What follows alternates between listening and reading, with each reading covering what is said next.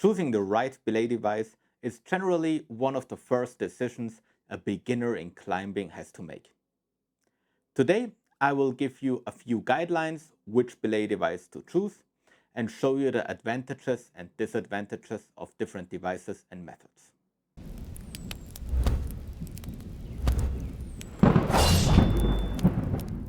Hey guys, welcome to the high ground. My name is Fabio and today we will discuss belay devices. This video is generally meant more towards a beginner in climbing because everybody who is a little bit down the road with his climbing career might already have his favorite device. I still think there are some points when we actually talk through different devices and methods to belay that might be useful for advanced climbers as well. It is of course impossible to cover all belay devices on the market. Today we will go through belaying just with a carabiner, belaying with an alpine tube, the GriGri, and as a representative of all other semi-automatic belay devices, the Edelrid Mega Jul. To also set this in advance, I think there are certain methods that are not suitable for belaying, especially as a beginner and in sport climbing. But all the semi-automatic belay devices, maybe the Smart, the GriGri, the Mega Jul, and whatever else is out there in the market, they are all good devices. They are tested devices, there have been quality checks, and they all work. It's really up to your preference what you'd like to use. And today I'll give you an overview on a few other devices and my opinion on which semi-auto device you could use. To start with a carabiner, you could belay with a Munter hitch. Now, the Munter hitch is of course a belay knot. I use it a lot in mountaineering when we are not really in a steep wall. But in my opinion, and people will hate me for that, don't belay with a Munter hitch when you're a beginner or when you're sport climbing. There is just no point in doing it. Yes, you might find it old school and that's somewhat cool, but it puts more strain on the rope. So just by running over itself, the rope gets a lot more abrasion. It tends to really start to twist the rope, and the braking strength is not as secure as if you work with a different device, because with the Munter hitch you really have to have your hand in the correct position. So I will not show how the Munter hitch is done in this video. I made a video about the Munter hitch itself. You will find a description and a link in the description below. It's a good knot, but in my opinion, it's not suitable for sport climbing, so we will put it away. It's for me solely for mountaineering, and that's already it about belaying only with a carabiner. That was easy. The next thing we have to talk about is belaying with a tube. So this is the ATC guide from Black Diamond, but there are also other tubes on the market. A tube only enforces the braking strength you have with your hand. It is not a semi-auto device that blocks if somebody falls into the rope. One of the advantages of the tube is that you can give the lead climber a really smooth belay. You will need a lot of practice with another device until you are really as smooth in giving rope as you are with an alpine tube. But as said, there is no backup. If you make a mistake, if your hand is too high and it gets sucked into the tube, then that's pretty bad because your partner will likely fall to the ground.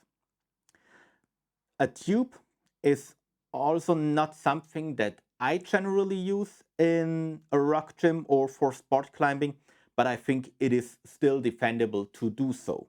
And especially outdoors, if you're multi-pitch sport climbing, etc., a tube has a lot of advantages. You can rappel on two strands.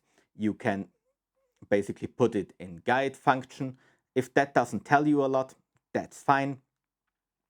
A tube also has the advantage that you can actually put in 2 carabiners, so it grabs better on iced ropes. So yeah, it's a very versatile tool. It's not my first choice for the rock gym.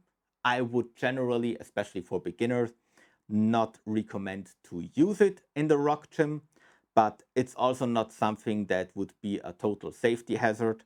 And yeah, you can do it. It's still not my recommendation. Since we talked about the tube, let's look at the Mega Jul, and this basically also represents the Smart and other similar devices.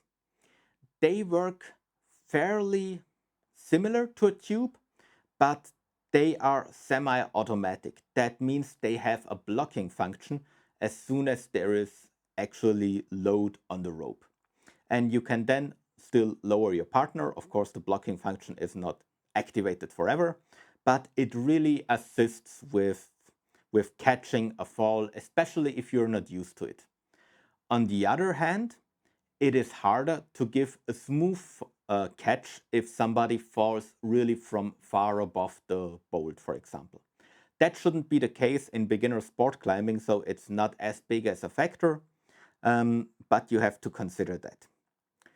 With this, with the Mega Jul from Edelrid, you can actually even rappel down on a double strand. That's not super important for sport climbing, but it is possible. And of course, it has also a specific guide function. Now, the drawbacks of this one is that almost nobody knows how to use it except people who have the Mega Jul. That means if you're in a situation where a buddy of yours would lose his belay device and you give him this one, it might take a lot of instruction before people are actually really able to use this one properly, especially how to set up the guide function in multi-pitch climbing. It all is a little bit different. But since we're talking about single pitch sport climbing for beginners, this is a valid choice. What I particularly don't like about this one, and it's the same for this as well as for the one my wife has with the original Edelrid Carabiner, it gives me a lot of twist in a climbing rope. And that's from all sport climbing ropes I have, from 8.5 millimeters up to 10 millimeters. I always get a lot of twists in my rope. And that makes me insane. And this is why I don't use this one. I think it's really annoying.